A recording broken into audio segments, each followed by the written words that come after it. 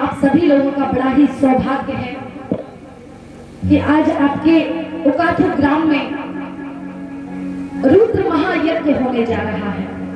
यानी कि भोले बाबा की असीम कृपा आपके ग्राम पर बरसी है।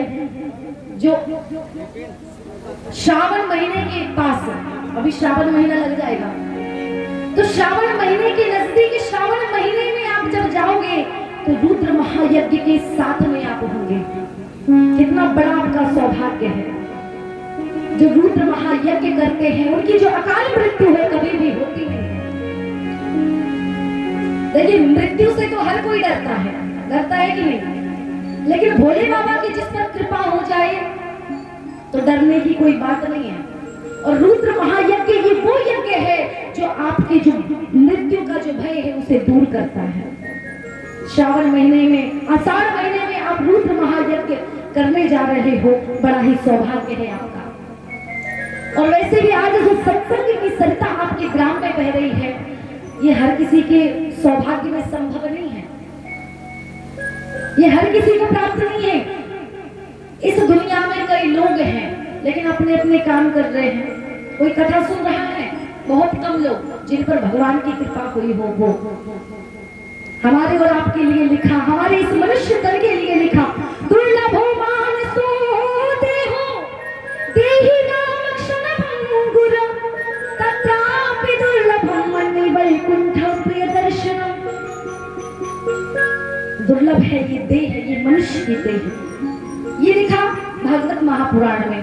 और श्रीमद श्री रामचरितमानस में वर्णन आया, गोस्वामी बाबा लिखते हैं, बड़े भाग मानुष तन पावा, बड़े भाग मानुष तन पावा, बड़े भाग मानुष तन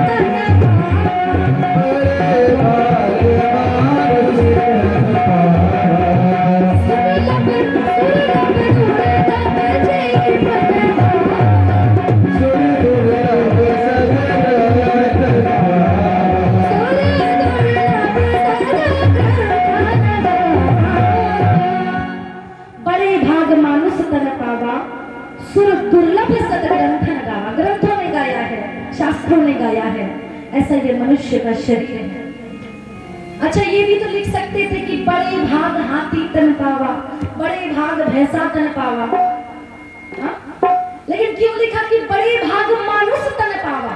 हमसे बड़ा शरीर तो भैंस का है, हमसे बड़ा शरीर तो ऊंट का है, हाथी का है, जानवरों का है, पशुओं का है ना? लेकिन क्यों लिखा कि बड़े भाग मानुष तन पावा? क्योंकि ये कर्म योनि है। मनुष्य की जो देह है 84 लाख योनियों से जो विरक्त है, जो अलग है, जो विलग है, वो है मनुष्य की देह, मनुष्य की योनि। न जाने कितने पुण्य करने के बाद में आपको ये मनुष्य का तन प्राप्त होता है। और अगर मनुष्य का तन पाकर के भी अगर सत्संग नहीं किया तो ऐशा न विद्या न तपो न दानम ज्ञानम न शीलम न गुणो न धर्म ते मृत्युलोके भुवि भारभूता मनुष्य रूपेण मृगाश्चरन्ति। अगर मनुष्य का तन पाकर के ये 9 गुण आपके अंदर नहीं है, ऐशाम न विद्या न तपो न दानम ज्ञानम न शीलम न गुणो न धर्म ते मृत्युलोके भुवि भारभूता मनुष्य रूपेण मृगाश्चरन्ति। अगर ये 9 गुण आपके अंदर, 9 गुणों में से एक गुण भी नहीं है, न विद्या न गुण न दान न ज्ञान न शील न धर्म, ये 9 गुण में से अगर एक गुण भी आपके अंदर नहीं है तो 2 हाथ और 2 पैर वाले आप इस संसार में जानवर की तरह हो जो विचरण कर रहे हो।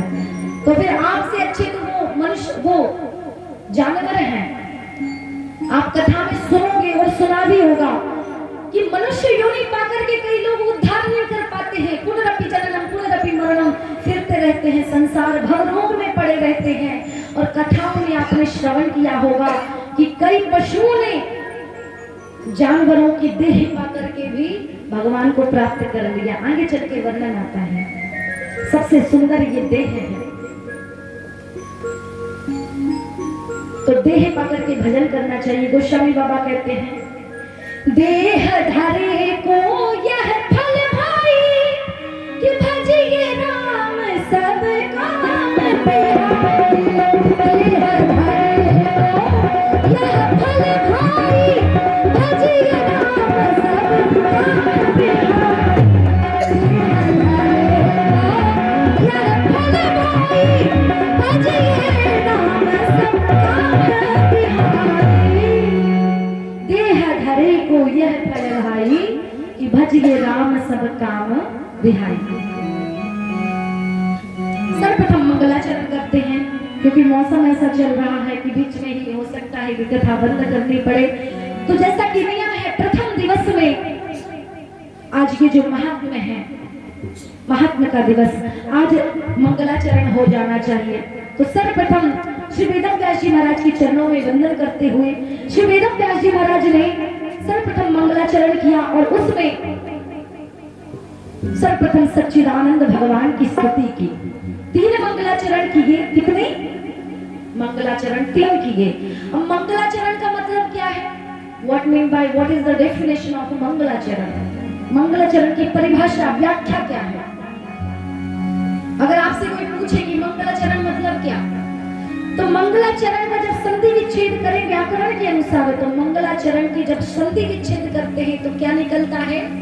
मंगल धन आचरण, मंगलाचरण, मंगल प्लस आचरण। अब दोनों का अगर मीनिंग, अर्थ निकालें तो मंगल यानी कि शुभ, स्वच्छ, सुंदर, आचरण यानी कि चरित्र, जिसका सुंदर मंगलमय चरित्र है उसका हम मंगलाचरण करते हैं। सर्वप्रथम किसका मंगलाचरण करते हैं? कोई भी शुभ कार्य करने से पहले विघ्न विनाशक गणपति, उनका मंगलाचरण किया जाता है। क्यों किया जाता है? क्योंकि उनका जो आचरण है वो मंगलमयी है। अब क्यों मंगलमयी है वो आपको पता ही हो, या फिर विस्तार से बाद में बताएंगे। मंगलाचरण का दूसरा अर्थ ये है वंदना। जिसका मंगल आचरण है हम उसकी वंदना करते हैं। वंदन यानी कि प्रणाम करना, या दूसरा अर्थ ले तो झुकना। जिसका आचरण पवित्र शुद्ध होता है हम उसके सामने झुकते हैं, प्रणाम करते हैं, वंदन करते हैं उसको। आजकल का जो इंसान है, देखिए आजकल का जो इंसान है वो झुकवाना चाहता है, झुकना किसी के सामने नहीं चाहता। और मैं कहती हूँ कि अगर रिश्तों में झुकना आ जाए तो फिर बात ही बन जाएगा। लेकिन आजकल का इंसान झुकना नहीं चाहता। भले खुद की गलती होगी लेकिन गलती नहीं मानेगा, झुकना नहीं चाहता। ये सोचता है कि मेरे सामने सब झुके लेकिन मुझे किसी के सामने ना झुकना पड़े। हमारे जो पूर्वज थे ना, पूर्वज, धन्य है वो पूर्वज। हम लोग कहते हैं कि वो अनएजुकेटेड हैं, अनपढ़ हैं, गंवार हैं, लेकिन मैं कहती हूँ कि उनसे ज्यादा कोई पढ़ा लिखा नहीं हो सकता। आपने देखा होगा घरों में पहले छोटे छोटे दरवाजे हुआ करते थे, छोटे छोटे। आजकल तो इतने बड़े बड़े गेट हो गए कि पूरी बुलेरो, पूरा ट्रैक्टर चला जाए, है ना। लेकिन पहले छोटे दरवाजे हुआ करते थे। क्यों हुआ करते थे? क्योंकि जब आप अंदर जाओगे तो आप झुक के जाओगे, और अगर झुकोगे नहीं तो आपके सर में लगेगा, सो खुद ब खुद झुकना सीख जाओगे, अपने आप झुकना सीख जाओगे। तो कितनी अच्छी सीख देते थे वो अपनी कल्पना से, अपने कार्यों के द्वारा, कि छोटा दरवाजा बनवाते थे ताकि उसके सामने आप झुकना सीख जाओ। उनसे ज्यादा पढ़ा लिखा कोई नहीं हो सकता। हमारे पास सब कुछ होगा लेकिन कम आयु में हमारे पास अनुभव नहीं होगा, एक्सपीरियंस नहीं होगा। तो अगर अनुभव चाहिए तो बुजुर्गों से लेना चाहिए, उनसे ज्यादा अनुभव किसी के पास नहीं मिल सकता। तो आजकल अगर रिश्तों में मिठास चाहिए, जुड़ाव चाहिए, बंधन चाहिए, प्रेम चाहिए, if you want love in your relationship then please झुक जाइए। अगर आपको अपने रिश्ते में मिठास चाहिए, गहराई चाहिए, प्रेम चाहिए, तो प्लीज झुक जाइए। आपकी गलती नहीं है फिर भी झुक जाइए। देखिए पति पत्नी में ज्यादातर झगड़े होते हैं। अब हमें बताइए कि लास्ट में झुकना किसे पड़ता है? 101% पति को झुकना पड़ता है। लेकिन माताओं, अगर आपकी गलती है या आपकी गलती नहीं भी है, तो अगर आपको रिश्ते में जान रखनी है, प्रेम रखना है, तो वहां झुक जाइए। हाँ भैया मेरी गलती है, ठीक है? क्योंकि रिश्ता बनाने में सदियां चली जाती हैं, लेकिन रिश्ता मिटाने के लिए, तोड़ने के लिए 1 सेकेंड काफी है। सर्वप्रथम मंगलाचरण किया। सच्चिदानंद रूपाय, सभी लोग हाथ जोड़ लें, क्योंकि ये प्रथम मंगलाचरण है, स्तुति है सच्चिदानंद भगवान की। बोलिए सच्चिदानंद भगवान की जय हो। सच्चिदानंद रूपाय विश्वोत्पत्त्यादि हेतवे तापत्रय विनाशाय श्री कृष्णाय वयं नमः। श्री कृष्णाय वयं नमः। सच्चिदानंद रूपाय विश्वोत्पत्त्यादि हेतवे तापत्रय विनाशाय श्री कृष्णाय वयं नमः। सबसे पहले सच्चिदानंद भगवान को प्रणाम किया, मंगलाचरण किया। अब आप लोग सोचोगे कि ये सच्चिदानंद भगवान है कौन? क्योंकि किसी के सामने जब हम झुकते हैं तो पहले पूछते हैं कि इनमें खासियत क्या है जो हम झुके। तो सबसे पहले जान लीजिए कि सच्चिदानंद भगवान है कौन। सच्चिदानंद जो शब्द है, पूरा जो शब्द है, उसका जब हम व्याकरण के अनुसार संधि विच्छेद करेंगे तो हमें 3 शब्द मिलेंगे। सत धन, चित धन, आनंद। मेरी आवाज सभी को आ रही है? मेरी आवाज सभी को आ रही है क्या? आ रही है? बहुत धन्यवाद आपका रिस्पांस मिलने के लिए, क्योंकि इधर तो भाई साहब लोग बैठे हैं, हम पूछ रहे हैं और वो तो देखे जा रहे हैं, बता ही नहीं रहे कि आवाज आ रही कि नहीं आ रही। देखिए, जयकारा जब हम बोला करें तो बता दीजिए, मतलब जयकारा आप भी साथ में बोला करें, क्योंकि ये सब आपके खाते में जुड़ेगा, हमारे अकाउंट में नहीं जुड़ेगा, आपके खाते में जुड़ेगा। आप यहाँ पे तन से हो या मन से हो, पूरा फल आपके खाते में जाएगा, हमारे खाते में कुछ नहीं आने वाला, है ना? तो सभी ध्यान से सुनिएगा, क्योंकि जब आपकी गर्दन नहीं हिली, हमने पूछा आवाज आ रही कि नहीं आ रही, इसका मतलब है आप तन से यहाँ हो लेकिन मन से घर पे हो।